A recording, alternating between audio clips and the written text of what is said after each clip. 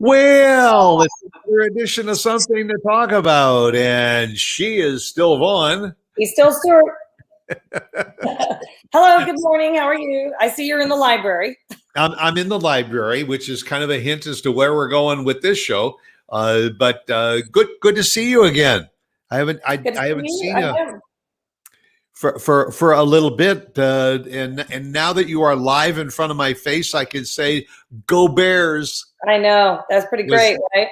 It was great. Little anticlimactic final game.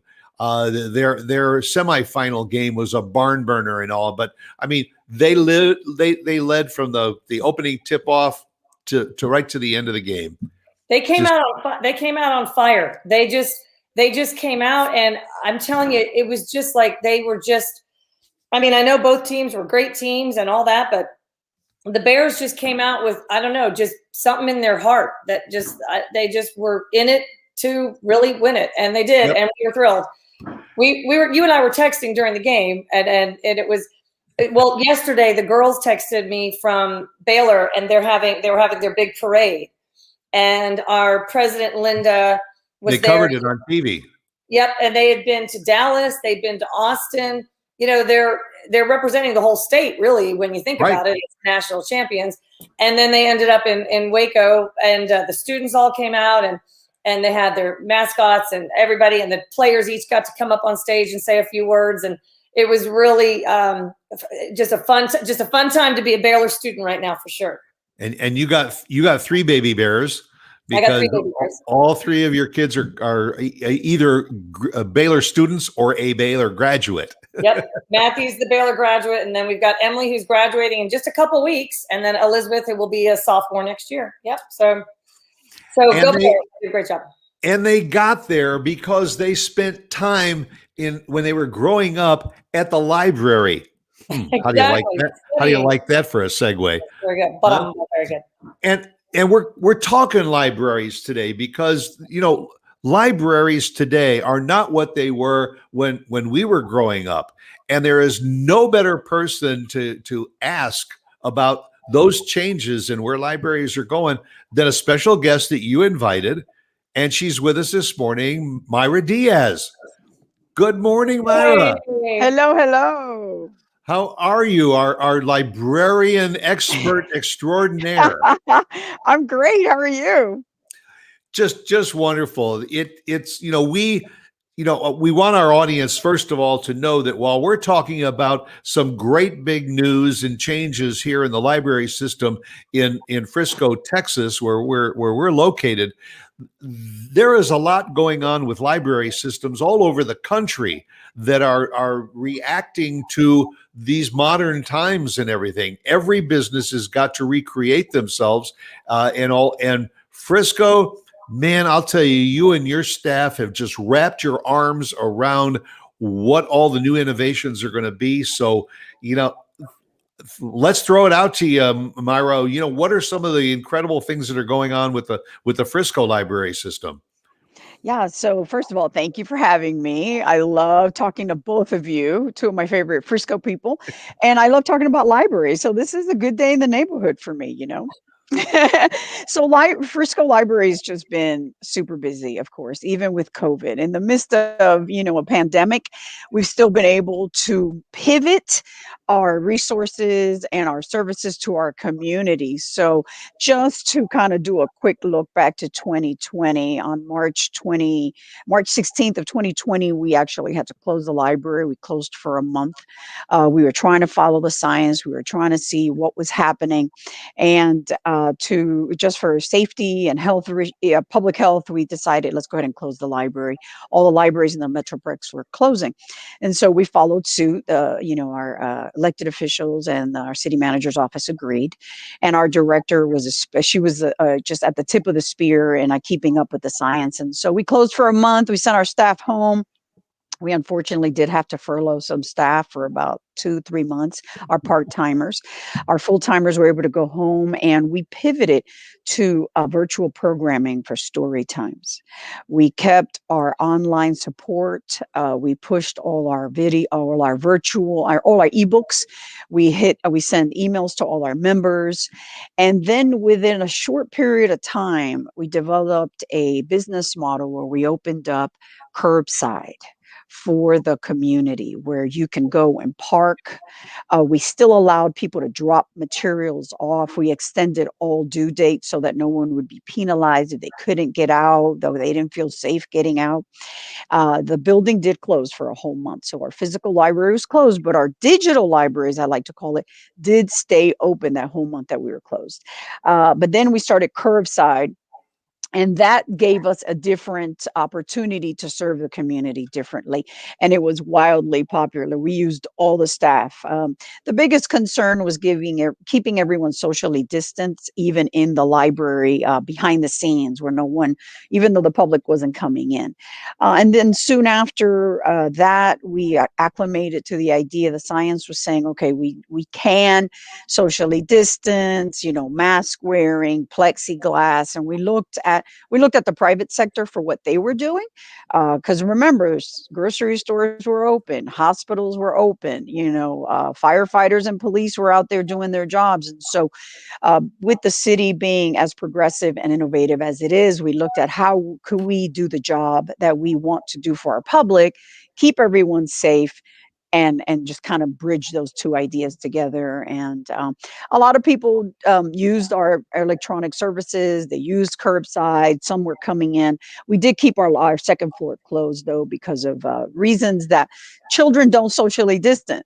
We brought in new custodial services to wipe down all their surfaces, because as soon as you use the computer, they would come back behind this and wipe it clean. And then again, new science came about, and we're like, oh, the dwell time wasn't needed. They don't live on surfaces. It's airborne. And anyway, it's been quite a year. So I feel like after a year's worth of studying the CDC guidelines and following, our local government mandates, whether it was Texas, state, or the county, we just got to this place where we feel pretty confident. And I have to brag about the library in terms of how we managed the pandemic in terms of safety. Everyone wore masks from the very beginning. And the city of Frisco, of course, followed suit for all staff. I get to not wear a mask because I'm in my private office. Right. But if I were out there, I'd have to wear my handy dandy surgical mask, just like the rest of us. So the staff does still wear masks. We don't require for the public to wear them. But we are full swing. We've got ESL virtual, ESL or English as a second language for adults. That's gone virtual. We are still producing virtual programs for young people.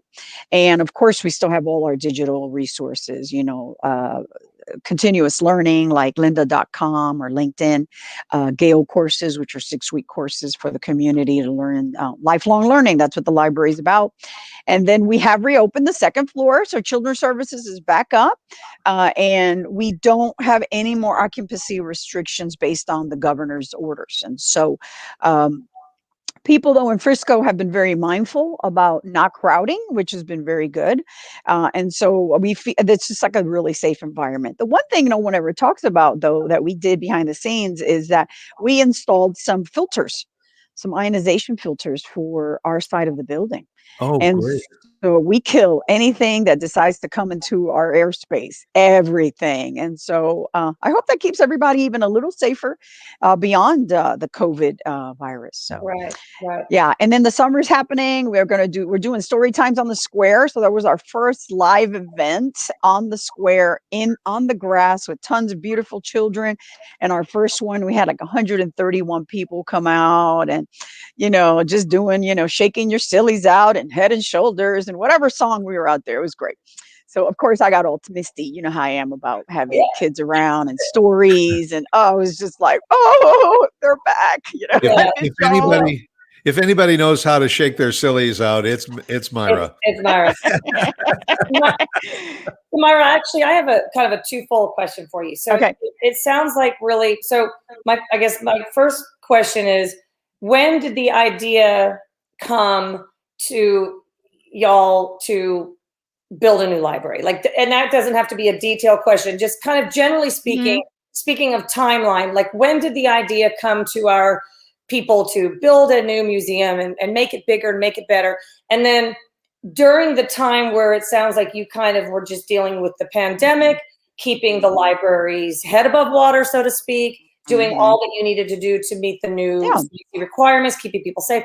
During all that time, did you lose any traction in kind of planning and building, creating and designing and building and moving in the direction of, creating this new library during the past year? Yeah, that's a great question. So a couple of things. Let's give you a little backstory.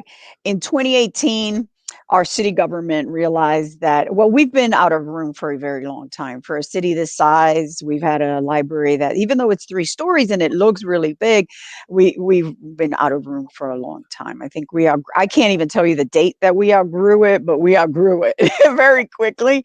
And Stuart knows, you guys know, I mean, you're on our foundation board, Yvonne, so you get the monthly reports, you see how busy we are.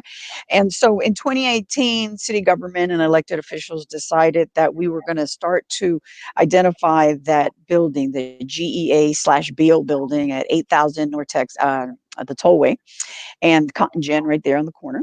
And they looked at that space and said, let's start conducting a feasibility study. So they did a feasibility study, and we were at our management team, and we had a construction company, and we had our architecture firm that was working with us directly.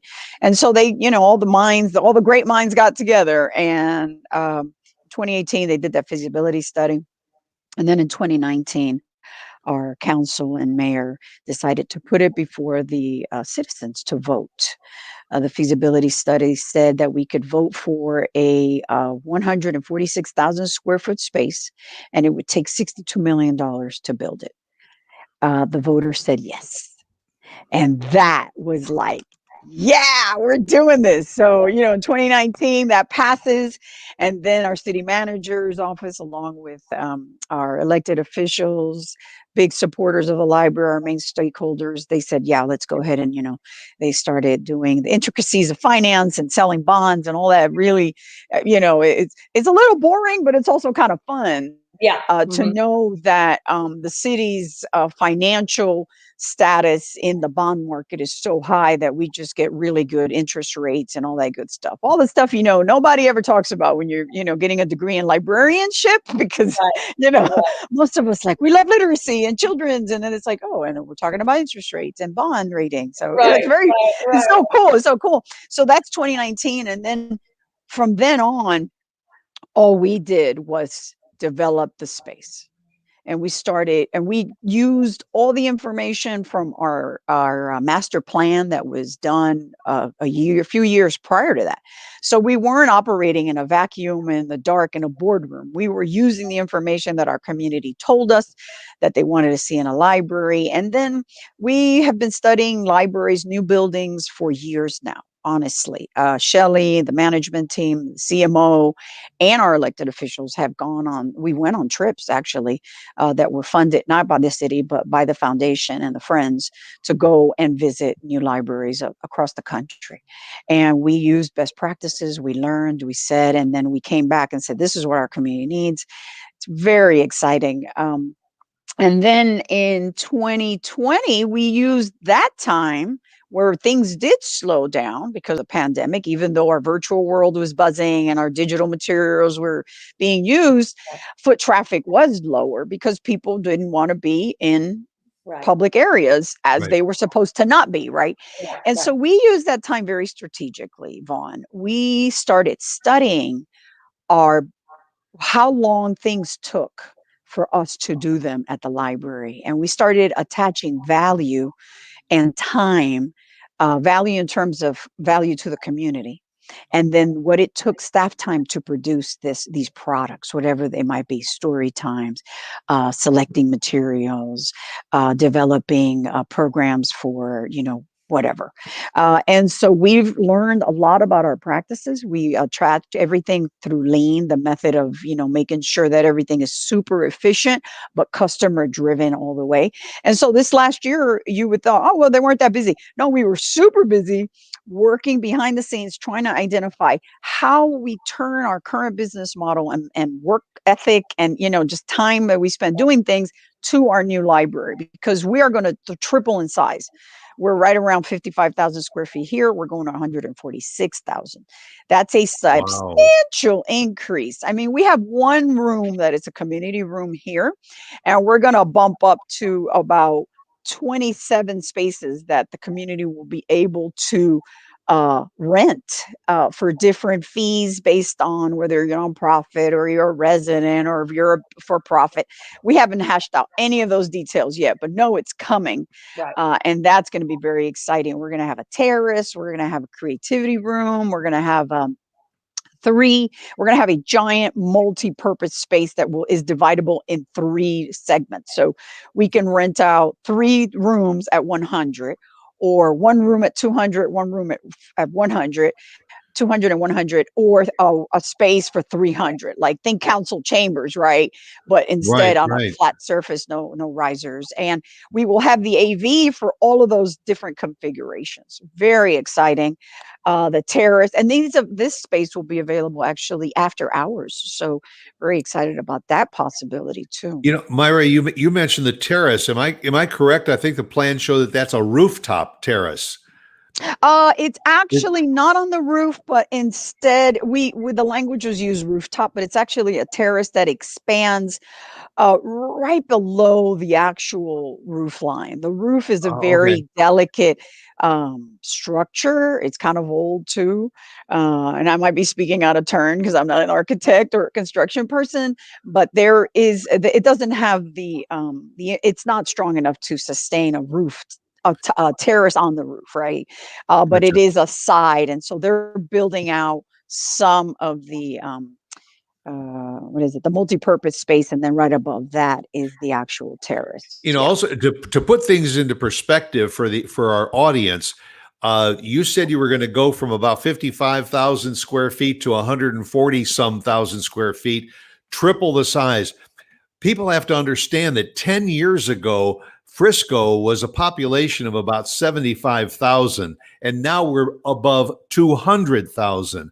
So you mentioned the need, the facility where it's going in. You also, I think, mentioned earlier about $62 million. Am I correct? Originally, there was a thought of building a new freestanding library was going to cost at least twice that, but the building where it's going to be going in was available. So in essence, you are expanding and saving money at the same time. It's kind of a win-win.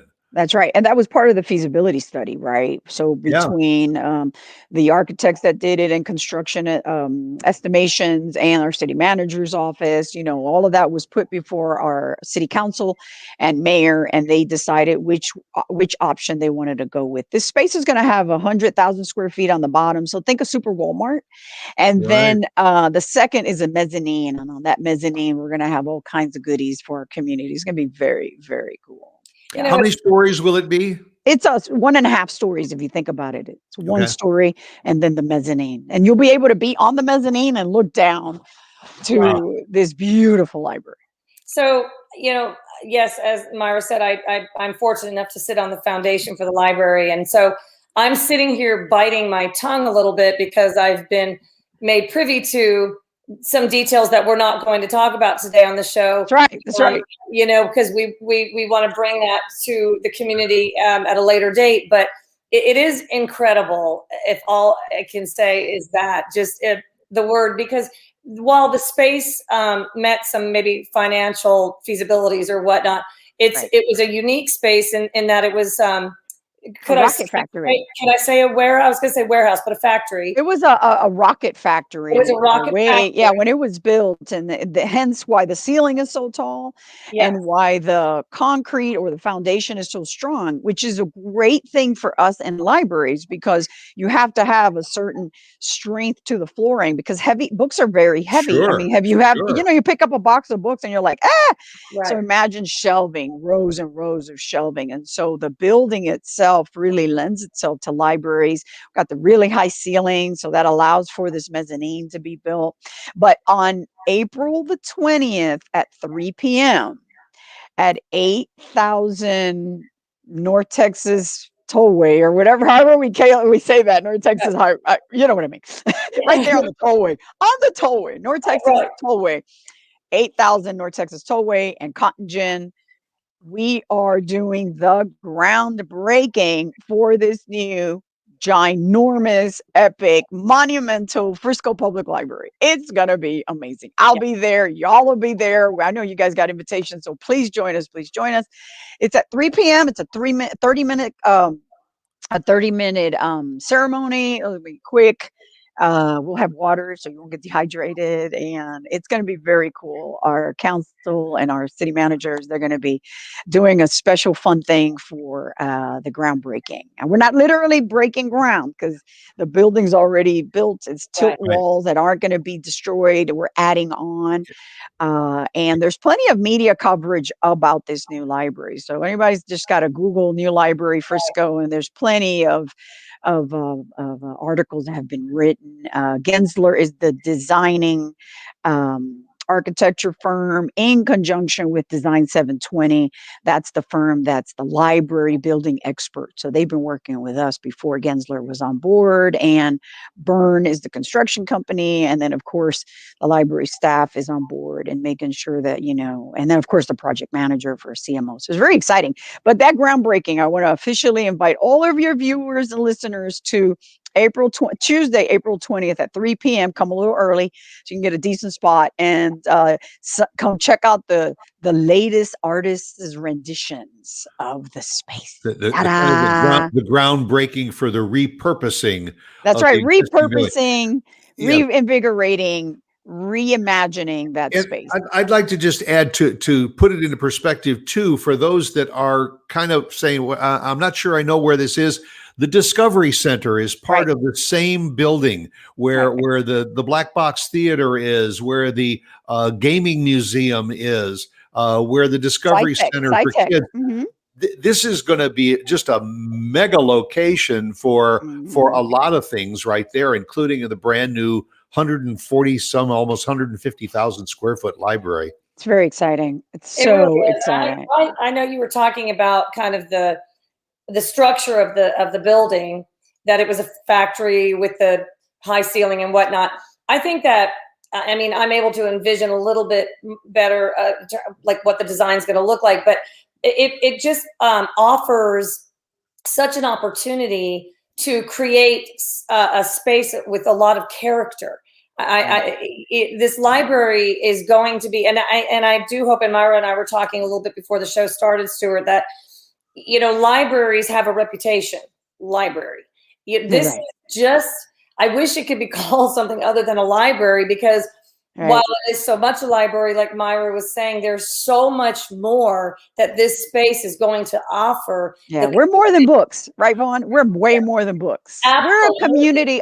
We always pride ourselves in saying that this is your library. It's not my library. I always say, I have the keys. I have the keys. Yes, you can say that.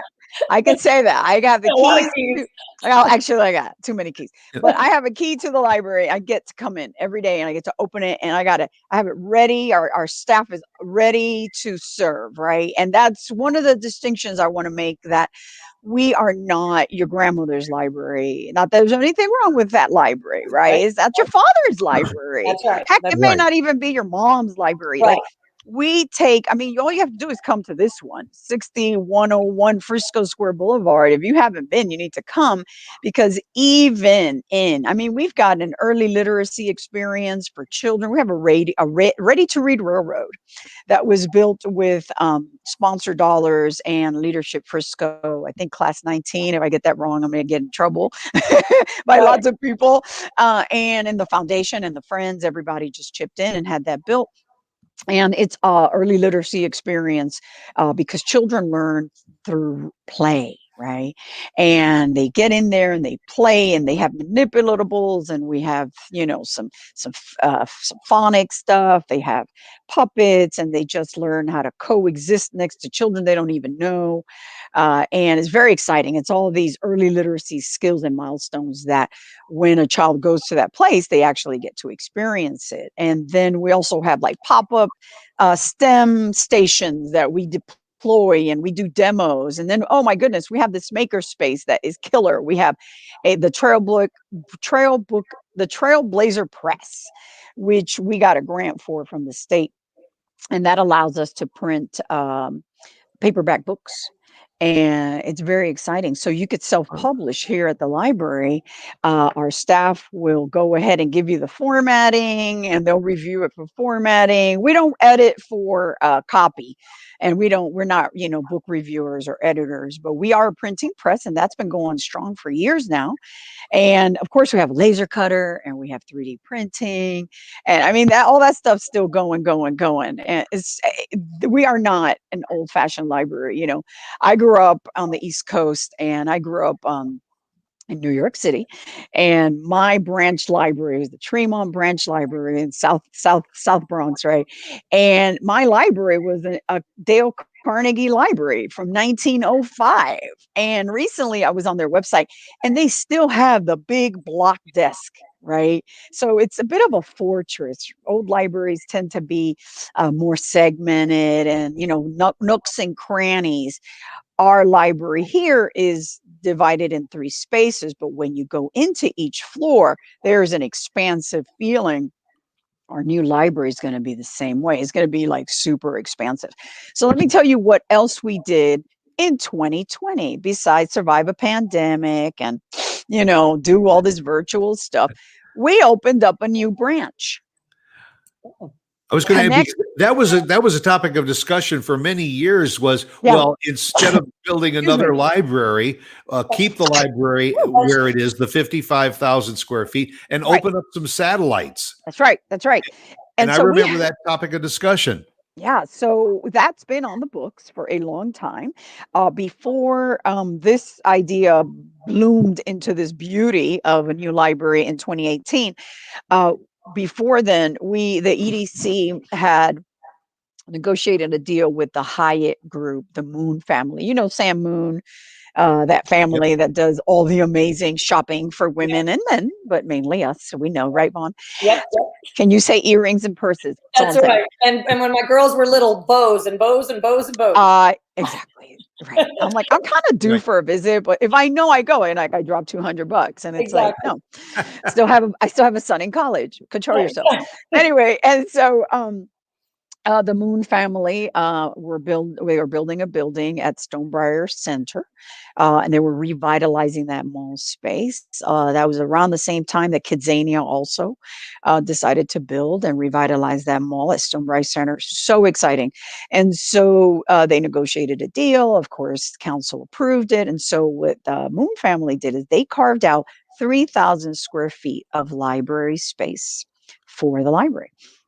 And so, you know, from the time of when that happens, I can't even remember the year. The years are all running together, especially after this pandemic year. You're like, right. What did it say?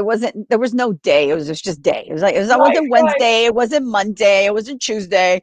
Because even people that were working, they were from home, and everybody's in their pajamas. And it was just like the year that went, and like, we are part of history, right? Like, right. You look back, and so many things I missed because I just missed it historically. This one I didn't miss. I'm like, I'm in the middle. But anyway, so in the meantime, before the pandemic hit, excuse me, the Hyatt was building their building, right? Yeah. Yep. And they're beautiful hotel. Oh my, over 300 rooms, and just gorgeous luxury amenities, and it's gorgeous, pool and everything. And then I was handed the keys to that kingdom as well. And my director said, "Here, you have to manage that project." And we didn't even name it at the time. We were like, the mall location, the mall location. Since then, it's been christened Connection. It's called Connection at Stonebriar Center, and it is on the same floor of the Hyatt's lobby, but it's not actually in the lobby. Even though we are within the four walls of the hotel, we are off center. We're like offset from their lobby. There's double doors closing it off. So it's part of that, also the revitalization of the mall, and just mall spaces in general all over the country are revitalizing, reinventing themselves. And so having a hotel attached to the mall is kind of like a really cool concept, I think. City of Frisco has so much to do, tons of sports, tons of venues for entertainment and things. And so hotels, heads and beds are a thing here in the city of Frisco. Our EDC, Right, our right. CVV, everyone is just community building, right? We have a lot. We have our residents, we have our visitors, and and then we kind of have guests that come in and out and just kind of visit. But anyway, so back to the mall location, and we finally named it. It was Connection, and now it I like is that a. name. Isn't that cool? It's That's just a a cool place where name. you connect. You Right. connect. You connect shopping. You connect visiting the Hyatt. You connect the mall. You connect movies, whatever, and you have this children's library right there. And this children's library is about 1,900 square feet. So what happened was, I don't know if you know, but the library here at Maine on the square, here in Frisco Square, we had a passport office. It was wildly, wildly popular and really embraced by our community. Tons and tons of, hundreds, thousands of passports have been acceptance. Not, we don't issue them, but we accept the application. And we have a whole legion of passport agents trained by the State Department, and we have a manager. I'm not a passport agent, so please do not ask me any questions about how to get a passport, because I don't know. You just have the key to the place. Yeah, but I don't have the keys. I don't have the keys to the passport office. Oh. Like, that is another key. I mean, like, seriously. Okay. Yeah, no, like, it's for real. Like, I have I have a classified clearance from the military, but I am not a passport agent. So I am not. So sorry, can't get to that. But I know people that can get it for you. But you can go. So yeah, so long story short, we closed the passport office, obviously due to the pandemic, and there was no traveling abroad anyway. I mean, we couldn't go Right. anywhere. And so when we opened up Connections, we decided that we wanted to move our passport offices to make it more accessible, not just to the Frisco residents, but to area people, all of Collin County, honestly, and the Metroplex in general, making it a more centralized location, because the State Department is, a federal agency. That's a service that is, goes across the country for all U.S. citizens. Very exciting. And so when we were able to finally open up Connection in January, the passport office opened with it. It's very exciting. And so we designed that to be a lot more user friendly. And they open evening hours, or late afternoon hours, and weekend hours. And that's very exciting too. And so they're open. Tons and tons of passports have been already accepted. And we have a manager that handles that. And if you go online, you'll go to our friscolibrary.com and you put in passport, you'll get more information there. You can go ahead and get your passport appointment, because it is by appointment. But it's cool. The community, of course, just tons and tons of passports already have been accepted there as well.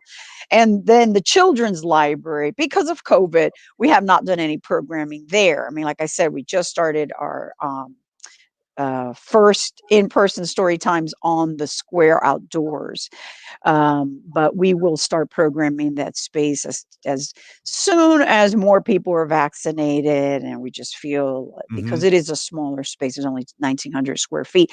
It's going to be a transformer library, because all the shelving's on casters and wheels. And so when we do a program for children or adults, we'll have to push open, and create a space for it to be used for programming. So ESL, we might do some book clubs. We'd love to do some receptions there, maybe with the arts. The possibilities are endless. So we're super excited about that space.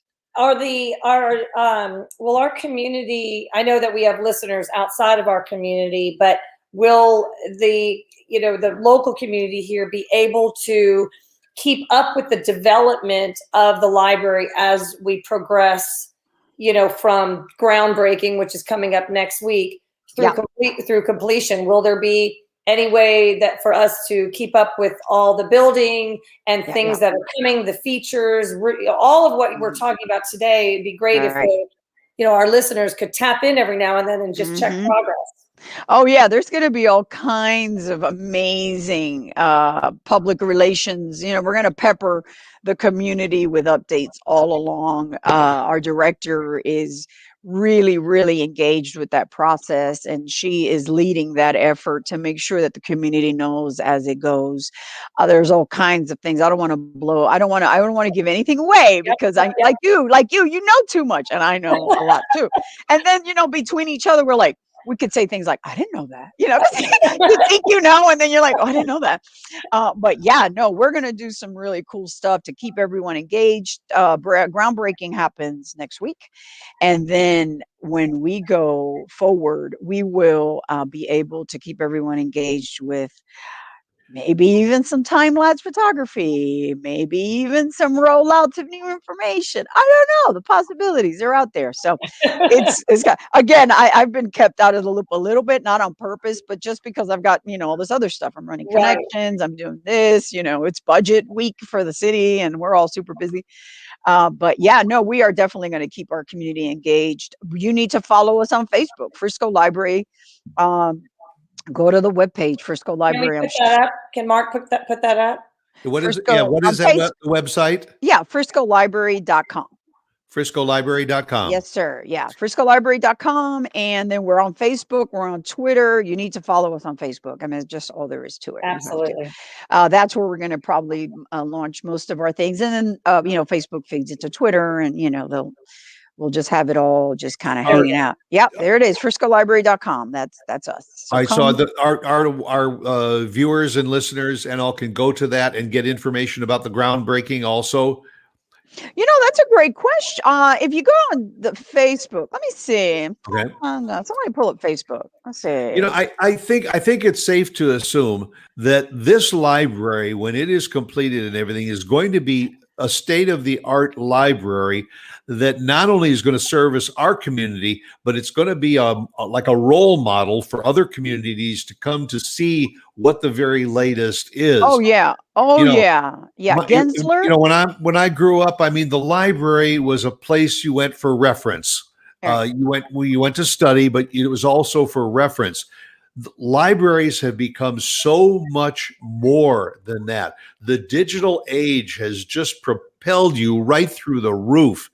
Right. And I know that you probably can't reveal that kind of stuff right now, but I mean, I think it's safe to assume that you're going to see a modern digital presence in those library walls that will blow your mind away. And not just the resources, but like Mayra was talking about, even just the space that they're going to be utilizing for different concepts. Like we were talking about, just events, community events, or workspace, or just, lectures and whatnot. I mean, and not just the resources, digital or books or whatever, but the space itself is going to be able to be. And traditional libraries back in our day didn't have even that space. They had, like you're saying, the big square wood tables and the very choppy kind of design. And everyone telling you to be quiet. Yeah. Maybe you had one room that had a conference type table that would accommodate 10 or 12 people. But now there's going to be that opportunity for things like the VFW or the American Legion or private groups to come in and rent those spaces and have a wonderful, inviting space Absolutely. in order to carry on their business too.